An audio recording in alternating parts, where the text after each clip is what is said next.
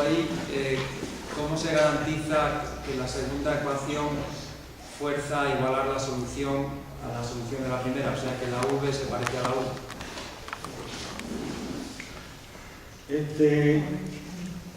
¿Quieres ir en particular a alguna de las tres? O bueno, a alguna de las dos primeras o a la más sencilla, la E2. La unidad diferencial profesor.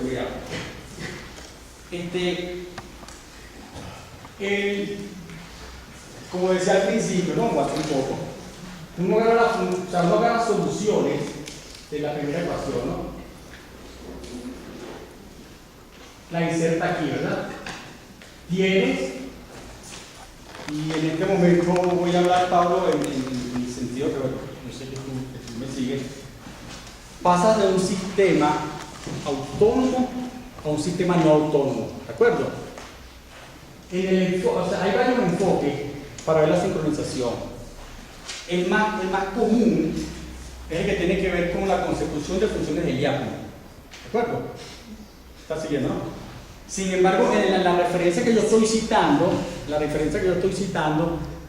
que es un artículo, pues, yo junto con otro compañero del año 2001, nosotros logramos eso no utilizando funciones de Lyapunov.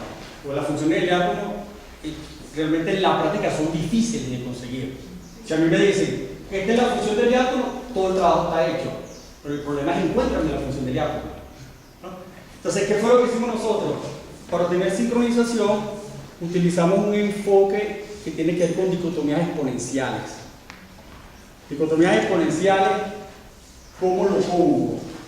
En el caso más sencillo. Y tiene que ver un poco con lo que tú hablabas en tu charla hace un par de semanas. Un caso más sencillo incluso.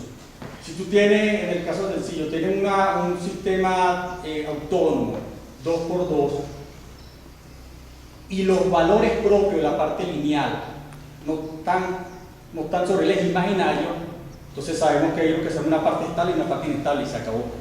No hay variedad central, no hay órbitas periódicas, nada de ese tipo, ¿no? Entonces, lo que corresponde a dicotomías exponenciales tiene que ver la generalización del caso autónomo al caso no autónomo.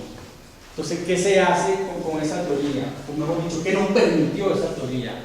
Nos permitió buscar condiciones para que la distancia, en este caso distancia euclidia, la distancia euclidia entre estas dos funciones fuera pequeña. Ahí está involucrado el concepto matemático, ¿no?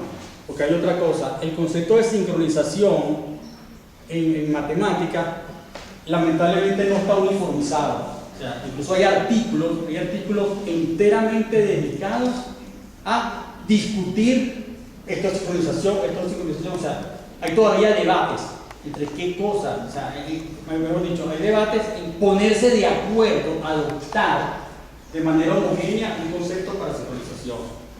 Yo no sé si eso está cumpliendo tu expectativa, Pablo. Adelante. Tengo otra pregunta así en plan breve. Las funciones f que aparecen ahí, ¿cómo las seleccionas y si encuentras las soluciones de manera teórica o de manera numérica? Las funciones las seleccionamos en principio con requerimientos mínimos para que haya existencia de unicidad. Condición de elipse. ¿De acuerdo? Condición de elipse. Para empezar por allí.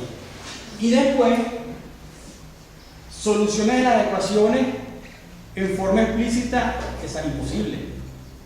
Las ecuaciones, o sea, hallar soluciones de ecuaciones diferenciales, eso es como lanzar una en forma exacta, ¿no? Es como lanzar una cuba en un pájaro y decirle la ecuación exacta, no. Nosotros resolvemos ecuaciones diferenciales, las lineales de primer orden, las lineales de segundo orden, casos muy concretos. Entonces, ¿qué es lo que se hace aquí? Es un estudio cualitativo. Se buscan condiciones sobre los parámetros para que haya sincronización y después entra la parte numérica. ¿Me explico? O sea, un estudio cualitativo que me garantiza existencia, condiciones de los parámetros para que haya solución y después de eso, bueno, entra el aparataje, programación, numérico, ese tipo de cosas, ¿no? Sí, viene la artillería de la que no se disponía hace muchos años y que ha permitido bastante avance de 40 años para acá. ¿Sí? Gracias. Creo que el profesor Alexander tenía otra pregunta. Adelante, Alexander. Sí, era sobre el asunto de los primeros vecinos. De los, ajá. De los primeros vecinos. Ajá. En muchos fenómenos físicos Sí. se asume eso, pero en esta área, yo no conozco mucho el tema, pero sé que la gente considera correlaciones de más largo alcance.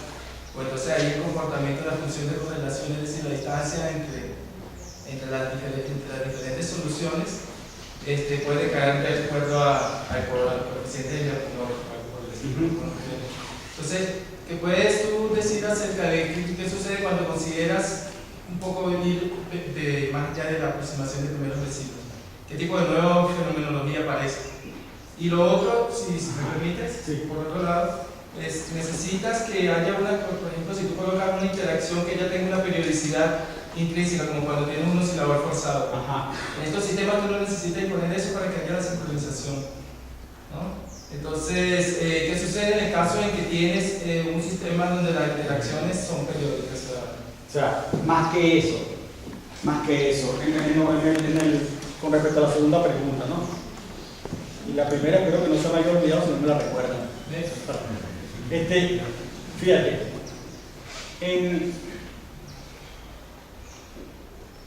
en la referencia esta que están acá, en los ejemplos que nosotros consideramos, o sea, en particular aquí en este ejemplo, aunque yo exhibí en las láminas, yo hablé de los circuitos de Chuba, que luego trabajamos allí, pero que incluso podría ser un ejemplo interesante con el enfoque que seguimos allí, hasta para una tesis de grado de licenciatura, ¿no? Los resultados que obtuvimos en forma analítica, la parte cualitativa, nosotros la confrontamos con sistemas caóticos, que tiene que ver más que comportamiento incluso más complicado que ser simplemente periódico, ¿no? Y fue muy satisfactorio. O sea que cuando no tiene que ser solamente de alguna manera sistemas que presenten soluciones entre comillas sencillas, ¿no? O sea que en el caso obtuvimos resultados con funciones que son más complicadas que ser periódicas, sistemas caóticos. Y por supuesto nada más el tiempo, ¿no? Piensa en las dos orejas, ¿no? Las dos del orden. Y en el caso en el ejemplo que dimos, también fue con sistemas caóticos. O sea, pero en este caso, espacio temporal. O sea, congelas el tiempo, ves qué pasa con la X y presenta caos. Congelas la X y ves qué pasa con el tiempo y también presenta caos. O sea, el caos de espacio temporal. Y bueno, y eso, ¿no? O sea, situaciones más complicadas. De alguna manera en los dos lo que tuvimos fue algo así como la sincronización de alguna manera me está dando como un orden o sea, me está como ordenando el caos, ¿no? O sea, como que caos acompaña a caos. No sé si en algún sentido, ¿no? Y la segunda pregunta de esa de disculpa. No era sobre el asunto de los primeros vecinos, porque está el asunto del mundo pequeño y todas estas cosas que tienen que ver con relaciones de más largo alcance, ¿no? No sé, pero no sé, o sea, no sé, porque yo lo que sí sé es que, fíjate, que a lo mejor eso tiene que ver un poco con lo que tú estás diciendo,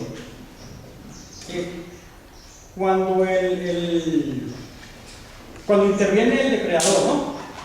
Que ellos se dispersan y se vuelven a reagrupar, el asunto es que para conjuntos muy grandes de peces, de alguna manera se va transmitiendo la señal de que hay peligro, pero no se va transmitiendo, en ese caso no es de este vecino al otro, sino como que se va corriendo en algún sentido como la voz para que llegue de repente de lo que era inicialmente la primera parte de la cola, o la primera parte de no sé si me explico.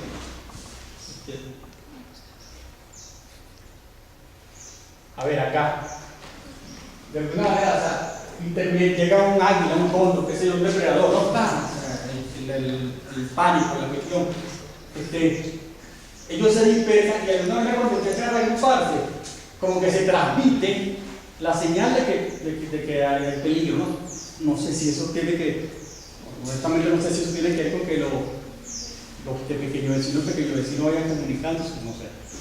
No, realmente ya para terminar, sí, no sé si que el asunto digamos, la gente estudia esto desde la sincronización de neuronas, por ejemplo. Ajá. Y se ha demostrado que allí creer un modelo de opinión de los vecinos no es suficiente para describir lo que pasa allí, ¿no? Desde el punto de vista de funcionamiento colectivo, ¿no? Las sociedades emergentes que aparecen que no tienen nada que ver con el comportamiento de una más otra, sino del sistema como un todo. Entonces, el primero vecino no es suficiente. Sí. Entonces, no sé si ustedes habían considerado eso por ahí, bueno, pero... No sé, o sea, lo que sí te puedo decir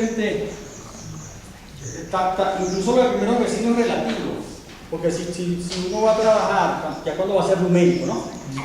Piensa que tiene, caso sencillo, pues tiene una matriz 3x3, entonces el elemento que está a sus dos dobles, que está en el medio, cuando tú piensas en vecinos más cercanos, dependiendo del tipo de problema que tú estás tomando, si tú tienes, aquí tengo el elemento 1, 2, el elemento 2, 2, el elemento 2, 3, ¿no?